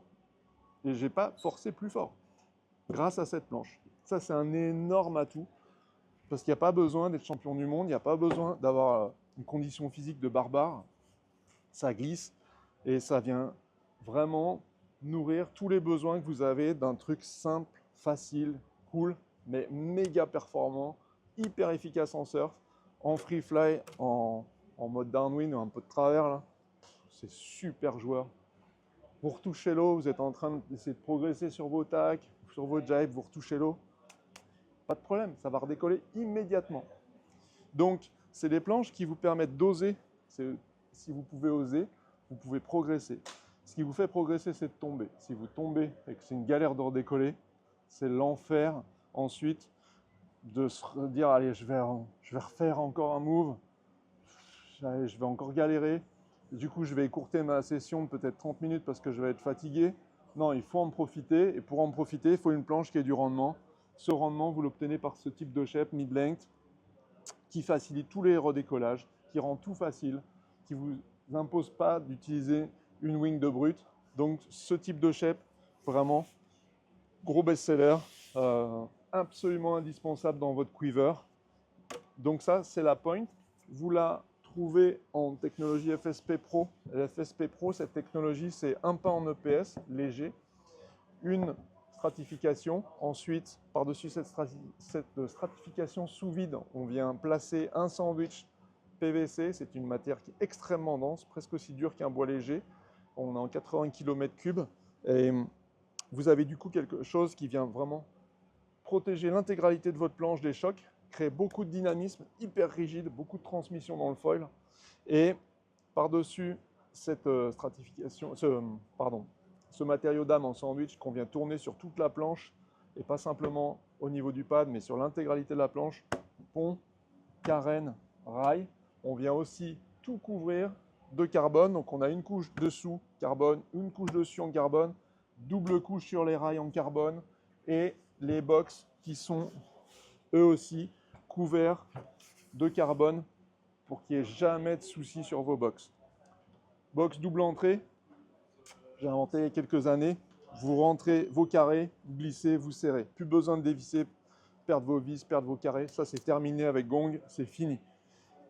La poignée de portage, la vis de dépressurisation pour équilibrer la pression de l'air. C'est des matériaux qui sont extrêmement rigides. Donc, équilibrer la pression de l'air. Salut. On se voit dans l'eau tout à l'heure, je pense. Équilibrer la pression de l'air entre l'intérieur de la planche et l'air ambiant. Ça, c'est notre technologie. Sur l'équipement, on a le pad donc rainuré, qui n'est pas fatigant parce qu'il n'a pas de gros relief qui viendrait vous donner des fourmis dans les pieds.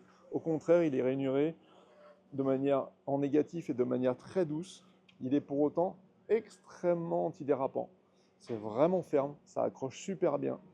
Et du coup, c'est pas fatigant, c'est très confortable et ça accroche le folie. Les repères pour bien savoir où positionner vos pieds quand vous êtes strapless, si jamais c'est pas super clair. Et bien là, vous avez quelque chose qui est facilitant.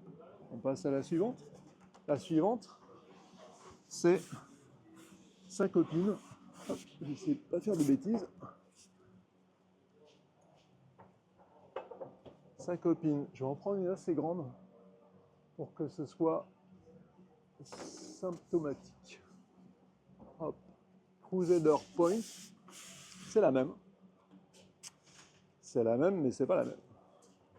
Donc, c'est la même planche, mais destinée pour le coup au vent léger. Donc, c'est la Point LW pour Light Wind. Donc, dans ce sens-là d'ailleurs, l'écrivez dans ce sens-là, Light Wind. La particularité de la Crusader Point LW Light Wind, c'est d'apporter les mêmes qualités que la Crusader Point, mais dédiée au vent léger. Le vent léger, c'est quoi? C'est moins de 15 nœuds. C'est aussi des conditions, par exemple, je navigue en lac, le vent est un peu asthmatique, un peu irrégulier. C'est ces conditions-là.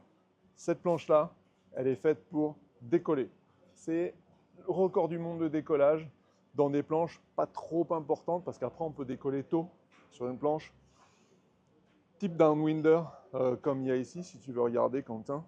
Tu vois, une planche type downwinder comme ça, évidemment, on va décoller tôt, mais on n'aura pas la simplicité qu'on a sur cette planche-là, qui est d'avoir des straps, si on le souhaite, d'avoir une planche qui est quand même relativement contenue en termes de longueur, donc maniable, capable d'aller dans les vagues, et aller dans les vagues dans 6 nœuds, c'est la garantie d'avoir des vagues parfaitement clean, d'être tout seul. Généralement, vous êtes tout seul, et ça, c'est plutôt pas mal. C'est un truc, on évite de se rentrer dedans, de se croiser, de se gêner. Même si c'est cool d'être avec les copains, des fois, c'est cool d'être tout seul. La particularité du Shep, de la Crusader en FSP Pro version Lightwind, c'est qu'elle est particulièrement étroite. Vous le voyez, c'est quand même très très très mince en termes de largeur. On est très contenu. C'est une 6.3, c'est quand même une grosse planche. Moi, j'utilise la 6.0 en général. 6.3, c'est gros pour ce programme-là. C'est une planche qui est du coup épaisse. On a beaucoup d'épaisseur. Et elle a, on y reviendra plus tard au niveau de l'épaisseur, mais une particularité, c'est que le nose est totalement bombé. Donc, quasiment sur une planche open des années 80, la fin des années 80, on a une planche qui est toute ronde sur l'avant, qui très progressivement se transforme en une planche à carène plate. Le plat, il commence par ici, mais l'avant est ultra doux, ultra profilé pour glisser dans l'eau, rentrer dans l'eau et ne pas freiner. Il n'y a rien qui freine l'eau sur cette portion-là. L'eau, là, elle arrive, elle glisse, il n'y a rien qui la gêne. Ça glisse vraiment parfaitement, harmonieusement dans l'eau. C'est une ogive, ça rentre dans l'eau et du coup, ensuite, ça passe sur une carène planante. Donc, ce que ça fait, c'est que votre planche, elle glisse sur l'eau et elle permet de lancer le foil, d'avoir une première petite sensation, premier petit pump, un demi-pump, un vrai pump et c'est parti. C'est ça le job de cette planche-là, c'est faciliter votre décollage. Ensuite, on a du coup des rails planants sur l'arrière de la planche parce qu'on est sur une planche de wing. Une planche de wing, contrairement à une planche de downwind, va atteindre des vitesses très élevées. On peut facilement naviguer au-dessus de 20 nœuds avec ce type de planche, même dans du vent relativement léger, avec une aile fine comme une Neutra ou avec une aile puissante comme une Droid. On peut avoir de très très bonnes perfs en termes de vitesse parce que, bonjour, cette planche permettant de décoller très tôt, elle permet aussi d'utiliser des foils tout petits. Comme j'utilise des foils qui sont tout petits, bah du coup j'ai beaucoup de rendement. Ils peuvent être petits en surface ou ils peuvent être petits en corde. On a un vélo de chez HDW avec un ratio de 13 qui sur ce type de planche va être ultra efficace. Et il est petit en termes de corde, donc il est très très élancé, donc il est très rapide. Et on peut aller vraiment vite avec ce genre de profil. Donc c'est une planche de wing qui est faite pour aller vite. Ce n'est pas une planche de downwind. Du coup, sur cette planche, j'ai une carène planante. Si on regarde bien ici, on voit que j'ai un fort kicktail, un fort rocker à l'arrière qui me permet de libérer ma planche quand j'ai appuyé sur l'avant. L'avant rebondit avec le volume qui veut ressortir de l'eau et mon kick, lui, ne me bloque pas là. Je n'ai pas un tel plat qui viendrait un peu me la remettre à plat un peu trop tôt. Non, c'est très calculé. J'ai fait quand même beaucoup d'heures à jouer ce jeu-là et à jouer les shapés, les dessiner. Donc, c'est aussi la particularité de Gong, c'est que vous parlez avec celui qui les fait. Et ça, c'est quand même important dans une société aussi grosse que Gong. Du coup, j'ai passé beaucoup d'heures à poncer ce sujet et cet équilibre entre le rebond, la glisse, la portance de mon nose, sa capacité à s'effacer et la portance de mon tail, lui aussi son rebond, sa façon de me rebalancer vers l'avant, à quel moment dans mon pump, c'est super important et on le retrouve dans la répartition du volume qui est très particulière sur la LW puisque mon volume maximal se situe ici. Mon épaisseur maximale, elle est à ma vis arrière de strap. C'est là, j'ai du volume ici, j'ai du volume ici. Pour cette raison-là, c'est que je veux monter, descendre au moment de pomper. Je veux quelque chose qui est hyper net pour vraiment osciller le plus vite possible, le plus tôt possible, avec le moins d'énergie possible pour voler. Donc ça, c'est la grosse particularité de la Point LW, c'est étroitesse, nose super effacée, une carène qui se déplace très facilement et un volume assez important ici, très prononcé, qui me permet d'appuyer dans mon pied arrière au moment où je pousse dans mon foil. Bonjour. Je viens pousser dans mon foil pour lancer mon décollage. C'est la particularité de la Point LW. À nouveau, construction full sandwich. On a un pain en EPS, une stratification. Ensuite, on a un matériau sandwich d'âme qui est hyper solide et qui recouvre l'intégralité de la planche et pas simplement la zone de pad. Ce matériau de sandwich couvre aussi les rails. Il est du coup en 80 km3, très très dense, quasiment aussi dense qu'un bois léger. Et la particularité de la technologie en FSP Pro, c'est qu'elle est recouverte d'une peau en carbone sur le dessus, sur le dessous. Du coup, double peau puisqu'il y a un recouvrement sur les rails, double carbone sur les rails et carbone, gros renfort de carbone sur les box. La particularité, c'est qu'on a, en termes de shape, on a un edge de rail qui est très très très rentré par rapport à ma tangente de rail. Vous voyez, je suis très très très pincé. Encore une fois, pour que ici ça glisse quoi. Ça glisse, mon eau, elle n'est pas freinée. J'ai quelque chose qui est extrêmement glissant dans l'eau, extrêmement efficace à très basse vitesse. Si je voulais faire une board pour rebondir sur l'eau comme la Racer à 25-30 nœuds, je ne ferais pas du tout ça. Ce n'est pas du tout le concept. Là, c'est vraiment glisser avant le vol, pouvoir mettre de l'oscillation pour solliciter mon foil. En faisant ça avec mon foil, lui, il fait du chemin comme ça et je le dynamise En faisant ça, je lui fais rencontrer beaucoup plus d'eau. C'est comme le skieur derrière le bateau, il fait plus de chemin que le bateau. Du coup, il est dynamisé. Il rencontre plus d'eau apparente au lieu de rencontrer de l'air apparent. Trêve de plaisanterie. La grande particularité de ces mid-length, c'est d'avoir les accessoires au centre. Je suis au milieu de mon volume. J'ai tout qui est en dessous de moi. Je n'ai pas de volume très loin devant moi. Ma planche, elle est très discrète parce que finalement, j'ai peu de longueur devant mon pied avant. J'ai de la longueur derrière mon pied arrière, mais je ne la ressens pas. Elle est assez absente. Bonjour. Elle est très effacée dans ma navigation, donc elle n'est pas du tout gênante. Ce n'est pas quelque chose qui est omniprésent, qui vient créer un balourd derrière. Ça n'existe pas. Ça, c'est quelque chose qui... C'est de la mentalisation. En réalité, ça n'existe pas. On a au contraire quelque chose qui est très vif. C'est plus grand, c'est un peu plus lourd du coup qu'une planche très compacte pour aller dans les vagues comme une létale, mais c'est pas du tout encombrant, c'est pas gênant. Et cette planche-là, je le rappelle, est faite pour naviguer dans, on va dire, moins de 15 nœuds ou des conditions très asthmatiques, très irrégulières, donc des conditions dans lesquelles on a vraiment besoin de voler à 6 nœuds. La barre, c'est 6 nœuds. Dès que j'ai un peu de résistance dans ma wing, je veux pouvoir voler. Si je la tiens et qu'elle tombe, je ne ferai pas grand-chose, ça va être compliqué. Si je la tiens et qu'il y a un petit quelque chose, je sais que je vais voler. Avec cette planche, c'est sûr et certain, je vais voler. Donc, le programme de la Crusader Point, c'est vraiment d'aller naviguer les jours où c'est pas navigable ou dans des endroits où c'est compliqué de naviguer. C'est une planche très spécifique et très complètement, absolument obligatoire dans un quiver, je pense. La moyenne du vent dans le monde, sur le globe, c'est 8 nœuds. D'après ce que j'en sais, 8 nœuds, c'est pas grand-chose. Il n'y a pas grand monde qui vole à 8 nœuds. Cette board-là, vous volez à 6 nœuds. Ça veut dire que statistiquement, vous volez partout dans le monde et généralement, vous volez tous les jours. On peut vraiment avoir beaucoup de rendement avec ce type de planche et c'est très facile. Si le vent est tombé, de rentrer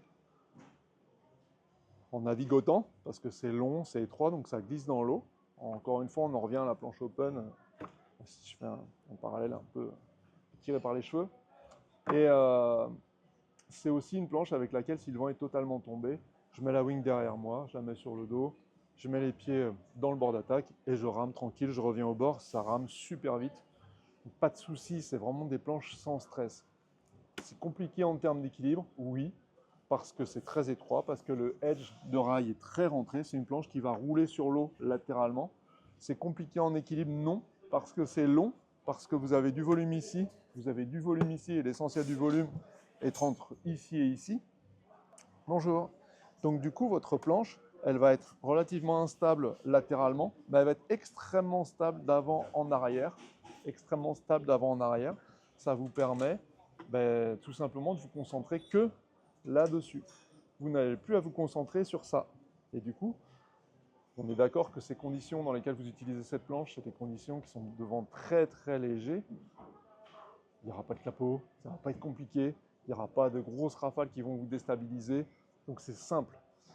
Pour autant, c'est une planche à classer dans les planches techniques. Si vous avez une condition physique un tout petit peu tranquille, pour dire les choses comme elles sont, si vous êtes un peu pâteau dans la façon de monter sur la planche, ce n'est pas une planche pour vous. Il ne faut pas prendre cette planche-là. Il faut prendre la version point classique, vous décollerez 1-2 nœuds plus tard, mais ça veut dire qu'il y a des jours où vous ne décollerez pas, alors que là-dessus vous décollerez. Mais par contre, vous serez confort et vous ne serez pas usé au bout d'une demi-heure ou d'une heure de navigation. Donc ça, c'est une planche exigeante pour les gens qui cherchent de la performance pure dans le light wind. On continue? T'as pas trop de crampes au bras, Quentin? Ça va? Allez, on va essayer de trouver une lens. Si je trouve ça. Où est-ce que je l'avais? Ah, elle était là-haut. Elle était là-haut. Hop là. Donc, dans les planches de la gamme, et on va en terminer par là, on a aussi des planches en technologie FSP2X. C'est la même technologie que FSP Pro. Elles sont construites de la même manière, sauf que donc on a un pain en EPS, on a une stratification, ensuite on a une couche intégralement par-dessus tout le pain et toute la planche, une couche de sandwich en PVC.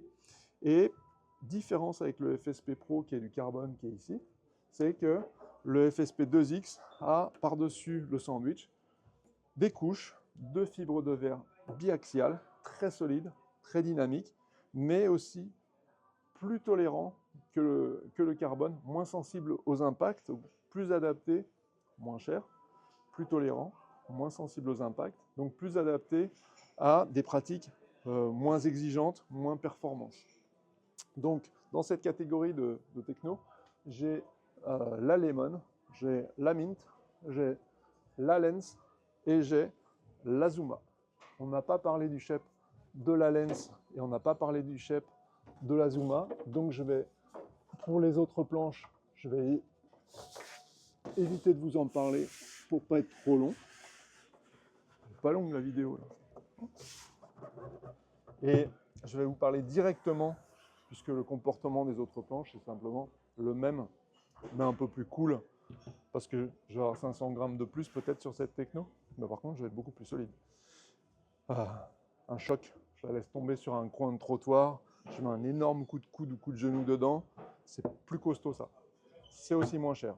Donc, la Lens, particularité de la Lens, si je dois résumer les choses, c'est une Mint très confortable. C'est une Mint avec beaucoup de facilité. La planche est plus large. C'est une Mint élargie. On retrouve un tel qui, au lieu d'être rond, vient un peu square. Là, on est squash. On est carré, un peu rond. On a beaucoup de surface ici. Ça évite que la planche s'enfonce dès qu'on fait une bêtise, quand on monte par l'arrière. Ça évite que la planche s'enfonce trop facilement. Mais sur le reste du concept, on retrouve les caractéristiques et les traits d'une Mint, c'est-à-dire une planche 100% freeride, qui est très agréable en free fly, qui permet de vraiment s'amuser dans les manœuvres, de perfectionner ses jibes, d'apprendre les tacks, de se lancer sur l'eau avec une planche qui glisse très facilement. La Lens, c'est en 2025 aussi inspiré de toutes les autres planches du concept 2025, c'est-à-dire des rails plus doux sur l'avant, un double concave pour absorber les touchettes sur l'eau, des rails comme ça avec une connexion entre la carène double concave et mon plan de rail qui est très douce, ce qui fait que je pousse pas d'eau quand je veux me lancer, j'ai pas une arête qui vient brouter de l'eau là et me bloquer. J'ai du coup quelque chose qui est très doux. Ici, une carène 100% planante. Et à partir du milieu de mon stance, quelque chose qui est vraiment beaucoup plus dur avec une arête vive qui vient à la fois ici me stabiliser et aussi obtenir une carène un peu type windsurf, beaucoup plus rapide au moment, bonjour, au moment où je viens retoucher l'eau. C'est hyper vif, hyper rapide, ça plane franchement, clairement. Il n'y a pas de demi-planning, il n'y a pas de demi-action de vol avec cette planche. Merci beaucoup, bonne journée. On a un petit accessoire facilitant ici, j'en profite tant qu'on est sur la carène, qui permet de mettre une dérive. Quand on ne sait pas encore très bien naviguer, souvent le nose de la planche il part sous le vent. Là. On a le pied avant dans le strap et le foil oppose beaucoup de résistance et les rails sont très effacés. Et du coup, mettre une petite dérive ici, pendant les premiers temps, ça facilite vraiment la conduite et ça axe vraiment bien la planche. C'est une caractéristique propre, un accessoire propre au Lens et au Zuma, qui sont les deux planches d'approche du sport avec lesquelles on va se perfectionner. Donc là, on a quelque chose qui permet d'entrer dans le sport et de progresser vraiment un long moment. Donc quand on entre dans le sport, on peut mettre la dérive et ensuite on l'enlève complètement indolore. Ça fait 20 grammes le box avec 20 grammes de résine, c'est absolument pas un sujet. C'est posé dans un sandwich PVC, donc aucun souci, c'est parfaitement étanche. La carène donc, est tout à fait planante. On a un outline très rassurant qui pour autant permet une navigation vraiment freeride, c'est-à-dire qu'on peut aller vite, on fait des manœuvres. Freeride, c'est un peu tout en un. C'est all-round, quoi. On va être capable de tout faire bien, correctement, sans difficulté, et surtout sans se fatiguer sur cette planche-là. On peut être dans une forme physique qui n'est pas celle d'un champion du monde, bonjour, qui n'est pas celle d'un champion du monde du triathlon. Et ben c'est pas grave, ça arrive à plein de gens bien, c'est pas un souci et on s'en fiche complètement. Avec cette planche-là, on navigue cool, on n'est pas essoufflé quand on remonte sur la planche à plus savoir si on est bien ou pas bien, s'il faut bouger de 2 cm en avant, 2 cm en avant. Non, on monte dessus, ça marche. Point. C'est fait pour ça. On monte dessus, ça marche. Grande phase de progression, grande tolérance, grande facilité, grande simplicité. C'est le best-seller pour apprendre avec un grand potentiel d'évolution, sur un beau shape, avec une super technologie, des beaux accessoires. On a le système de foil double entrée. Je rentre mon foil, un système qui a été créé par Gong. Je rentre mon foil, je le recule, je serre, terminé. Hyper simple, hyper facile. Poignée de portage, quand même très pratique dans les débuts. On s'en sert un peu souvent généralement. Et la vis de dep, je me moque pas, je l'ai fait. Donc la vis de dep qui permet d'équilibrer la pression entre l'intérieur et l'extérieur de la planche. On retrouve ce très très très beau pad et très efficace deck pad, donc rainuré avec des fortes rainures en travers et des petites rainures, des micro-rainures. Planche qui peut parfaitement être utilisée strapless. Ma recommandation quand on débute et qu'on progresse, c'est qu'on ne sait pas où mettre les pieds. Mettre le strap avant, c'est super important parce qu'on tout de suite on sait que ok, mon pied il est là, mon foil il est là, ça marche comme ça. Mes appuis sont ceux-là et pas un autre. Si je décale de 3 cm mon pied parce que j'ai pas de strap, je m'en rendrai pas forcément compte et comme je suis en phase de débutant, je vais faire des bêtises. Donc faut pas psychoter sur les straps et mettre le strap arrière, c'est super important pour plusieurs raisons. La première, c'est que ça vous fait un repère sensitif. Ok, là, j'ai mon pied dans le strap avant, je commence à voler, hop, je recule mon pied pour vraiment pomper sur ma planche et voler. J'ai mon strap arrière là, qui est là, qui me fait une butée. Je sais où il est mon pied.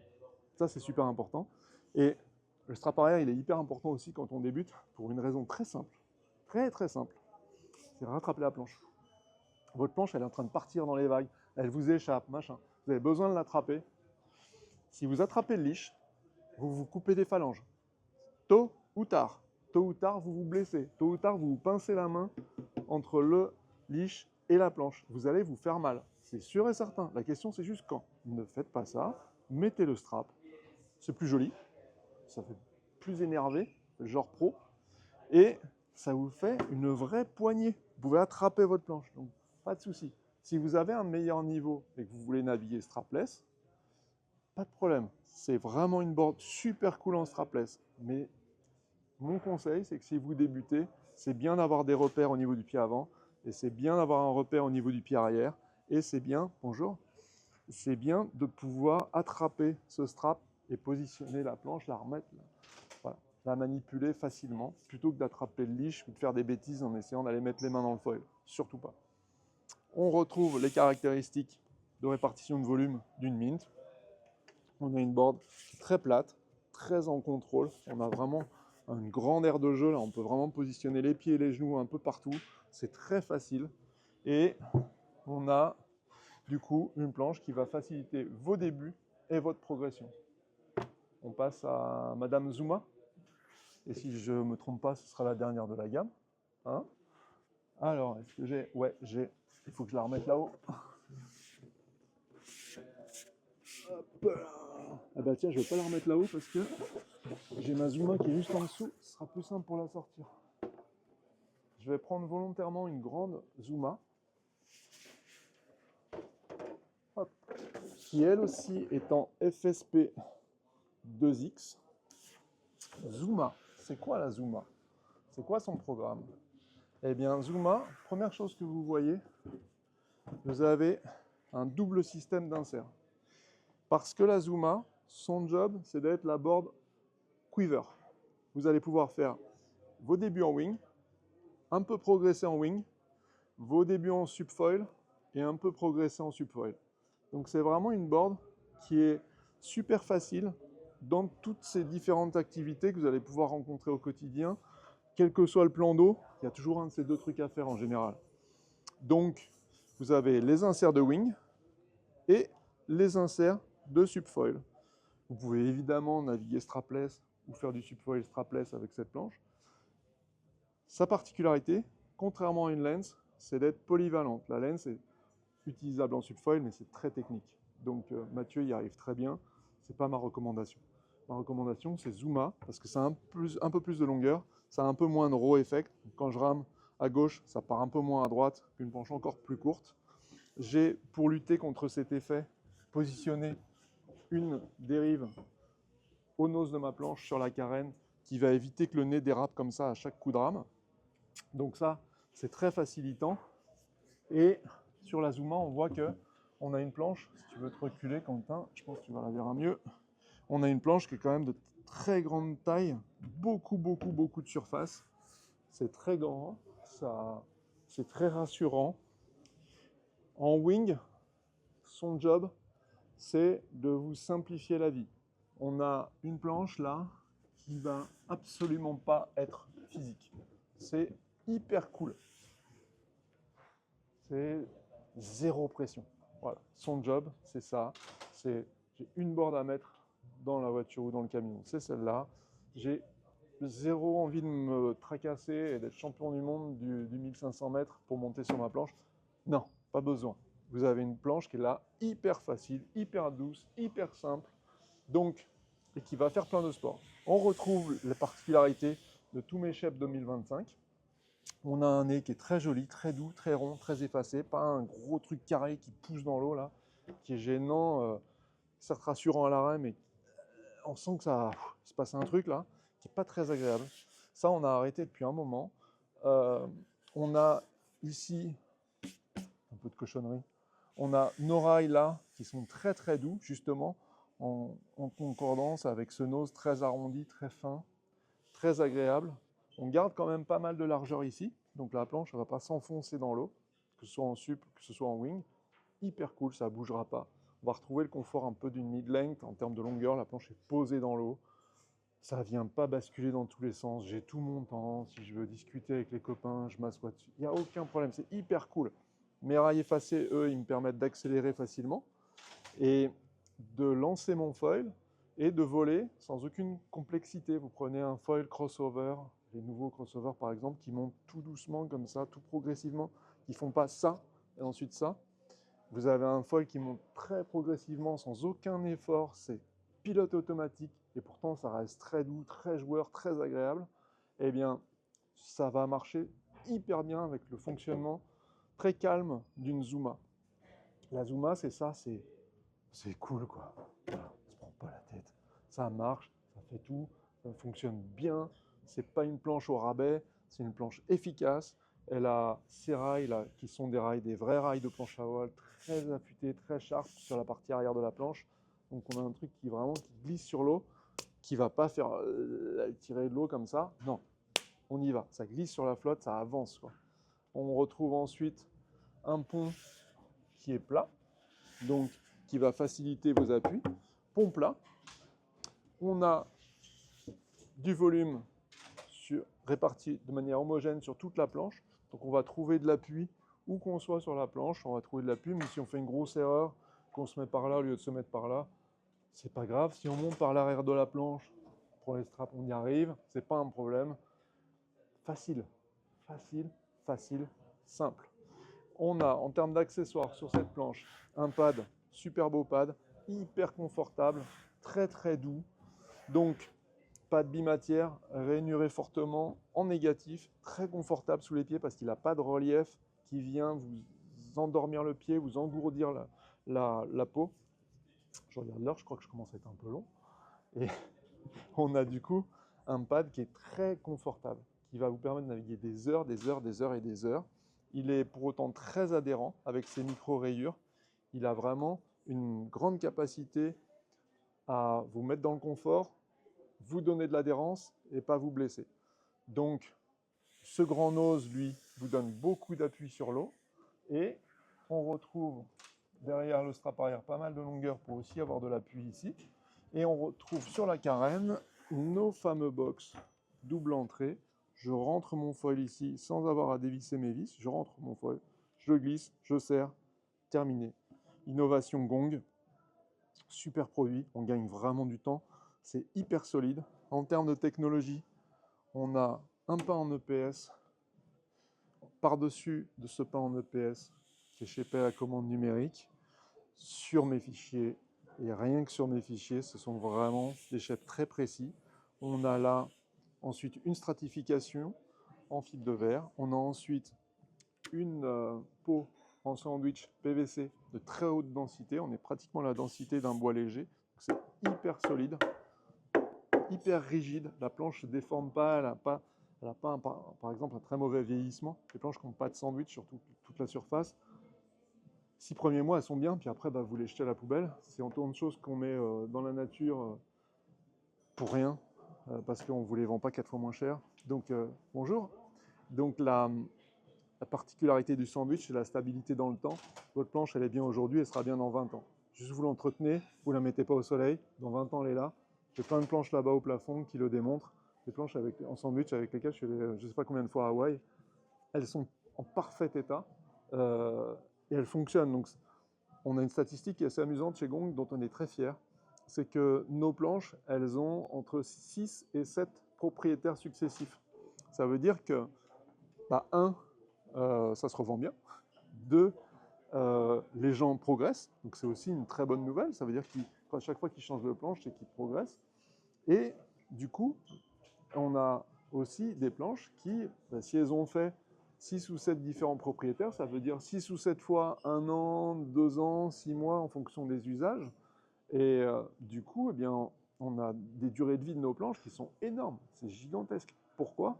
Parce qu'elles sont principalement en sandwich, parce qu'elles sont en EPS avec de très bonnes résines, parce qu'elles sont très bien construites. Et bien construites, ça veut dire aussi parce qu'elles sont parfaitement réparables. Quand on veut réparer une planche en sandwich, on a une vraie base, on a une vraie épaisseur. Là, c'est pas de la camelote, il y a de l'épaisseur. C'est pas juste une feuille de stratification. Il y a 3 mm de PVC, plus une strate en dessous, plus une strate par-dessus en fibre de verre biaxiale qui est beaucoup plus rigide, qui est plus tolérante, qui est très très solide aux impacts.